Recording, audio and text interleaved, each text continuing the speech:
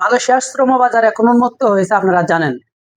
তো এখন বিশেষ করে এই আগস্ট মাসে আপনারা জানেন আগস্ট মাসের লাস্টের দিক দিয়ে কিন্তু বাংলাদেশ থেকে কর্মী মালয়েশিয়ায় যাবে, আপনারা ইতিমধ্যে জানেন। তো আজকে যে বিষয়টি আলোচনা করব, এখন কিন্তু আপনারা জানেন ইতিমধ্যে বাংলাদেশ থেকে কিন্তু আবেদন শুরু হয়ে গেছে মালয়েশিয়া থেকে ভিসা প্রসেসিং এর যে একটা আবেদন, সেই ভিসা প্রসেসিং এর আবেদন কিন্তু শুরু হয়ে গেছে। তো এই বিষয়ে বিস্তারিত আলোচনা করব।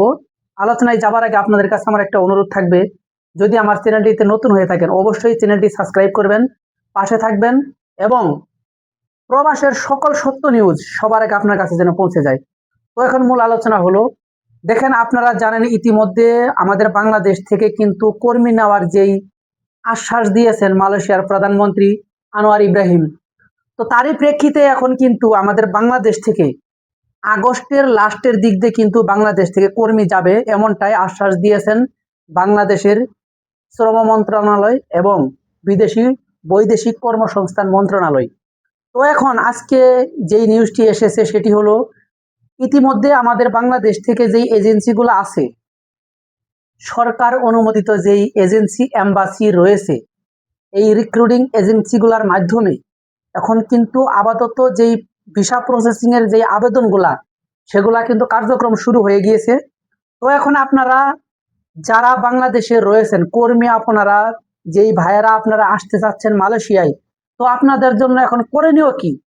অনেকে আমাকে কমেন্ট করেছেন যে আমরা কোন প্রসেসিং এর মাধ্যমে, কোন এজেন্সির মাধ্যমে পাসপোর্ট বা টাকা পয়সা জমা দিলে আমরা বৈধভাবে মালয়েশিয়ায় যেতে পারবো।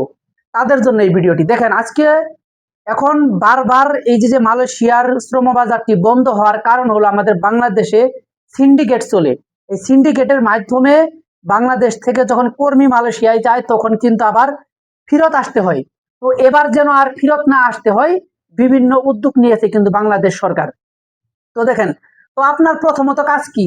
আপনার প্রথমত কাজ হলো আপনি ভালো একটি রিক্রুটিং এজেন্সির মাধ্যমে আপনার পাসপোর্ট বইটি জমা দিবেন এবং আবেদন করবেন, আপনি ভিসার জন্য আবেদন করবেন।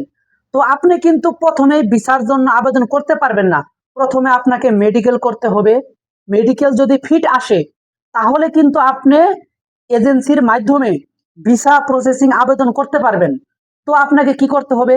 দেখেন, আপনি দেখবেন কোন এজেন্সিটা সরকারে অনুমোদিত রয়েছে, যেই এজেন্সিটা সরকারের অনুমতি রয়েছে সেই এজেন্সির মাধ্যমে আপনার পাসপোর্ট বই জমা দিন এবং মেডিকেল করুন। মেডিকেলে যদি ফিট আসে তাহলে আপনি ভিসা প্রসেসিং এর জন্য আবেদন করতে পারবেন। আর যদি আনফিট আসে তাহলে কিন্তু আপনি পুনরায় আবার মেডিকেল করতে হবে, 10 দিন পর বা 1 মাস পর আবার কিন্তু আপনাকে পুনরায় আবার ফিট আসার জন্য মেডিকেল করতে হবে। তো এখন আপনারা যখন এই আপনার একটা রিক্রুটিং এজেন্সি, বৈধ একটি রিক্রুটিং এজেন্সির মাধ্যমে যখন আপনার পাসপোর্ট বইটি জমা দিবেন বা টাকা পয়সা জমা দিবেন, তো তাহলে কিন্তু যখন এই প্রসেসিং এর মাধ্যমে যখন আপনার পাসপোর্টে যখন আপনার ভিসা লেগে যাবে, তারপরেই কিন্তু বিভিন্ন কার্যক্রম শুরু হবে। আপনারা জানেন ম্যান পাওয়ার করা হবে এবং টিকিট কাটা হবে। তো এখন যদি আপনাকে যদি বিভিন্ন দালাল বলে যে সম্পূর্ণ টাকা আমাকে ক্লিয়ার করে দিতে হবে তারপরে আপনার আপনার সবকিছু হাতে পাবেন, তো আপনি সম্পূর্ণ টাকা কোনোভাবেই একটা রিক্রুটিং এজেন্সি বা আপনার দালালকে দিবেন না। কারণ আপনি জানেন ভিসা প্রসেসিং এ কোনো টাকা লাগে না, শুধু বাংলাদেশ থেকে ভিসার আবেদন করা হয়, তারা বিভিন্ন মালয়েশিয়ার মন্ত্রণালয় থেকে বিভিন্ন যাচাই বাছাইয়ের পর তারপরে কিন্তু তারা ভিসাটি প্রসেসিং এর মাধ্যমে বাংলাদেশে ট্রান্সফার করে। তো এখন আপনার ভিসায় পাসপোর্টে ভিসা লাগানোর জন্য কোনো টাকা লাগে না, কিন্তু আমাদের বাংলাদেশি এজেন্সিরা 1 লক্ষ 2 লক্ষ 50,000 পর্যন্ত টাকা নেয়। কিন্তু আপনি প্রথম পর্যায়ে 50,000 বা 1 লক্ষ টাকা দিতে পারেন, আপনি যখন ভিসা হাতে পাবেন তখন বাদ বাকি কিছু টাকা দিবেন, আবার যখন টিকিট হাতে পাবেন তখন সম্পূর্ণ টাকা আপনি দিতে পারেন, কোনো সমস্যা নেই।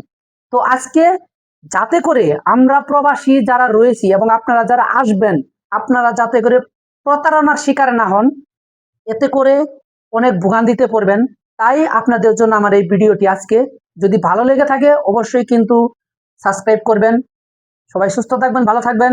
আল্লাহ হাফেজ।